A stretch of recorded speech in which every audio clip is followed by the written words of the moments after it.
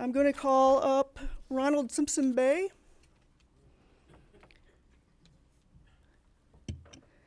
from the Just Leadership USA organization, and please go ahead when you're ready, and if you can, please keep your remarks succinct.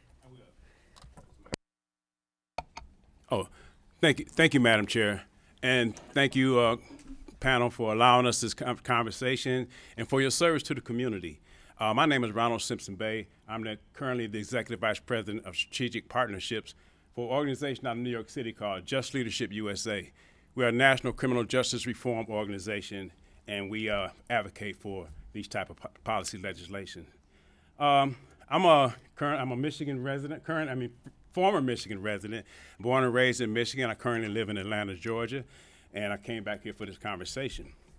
I have two personal reasons for this conversation.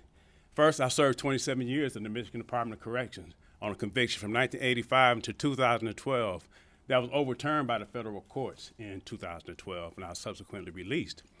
But during that time, back in 2001, I filed a motion for release from judgment. Well, in 97, I filed a motion for release from judgment.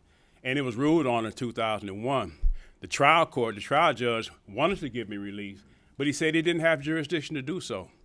And he wrote a 30-page opinion outlining what he thought the relief should be. And that was on which I built my habeas corpus petition.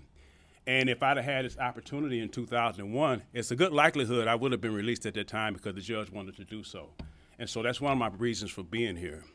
My second reason is that my son, while I was incarcerated on Father's Day 2001, I was waiting for my son and my three daughters to come visit me at Lapeer Thumb facility, and they never showed up. And what happened, my son had been shot and killed by a 14-year-old juvenile on Father's Day 2001 while I'm waiting for them to come visit. And so the child that shot and killed my son, I advocated for him to be treated as a juvenile and not as an adult, because we know in Michigan they treat juveniles, they give them life without parole for murder. But I saw no useful purpose in this child serving a life sentence for his worst choice in his short life. So I advocated for him to have a second chance, for him to actually be able to come back and be a productive member of society. And that is part of my motivation for being here. I once read William Shakespeare said that past is prologue, meaning that history, it sets the context for the present.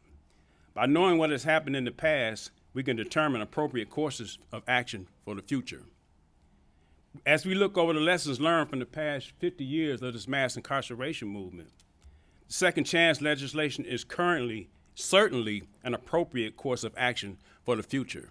And I hope that you would consider doing so, that you give society a second chance, allow these people an opportunity to come back and be productive members of society instead of sitting past their livelihoods past the point of diminished returns. I thank you for allowing me to have this conversation. Thank you, sir, and I'm sorry for your loss.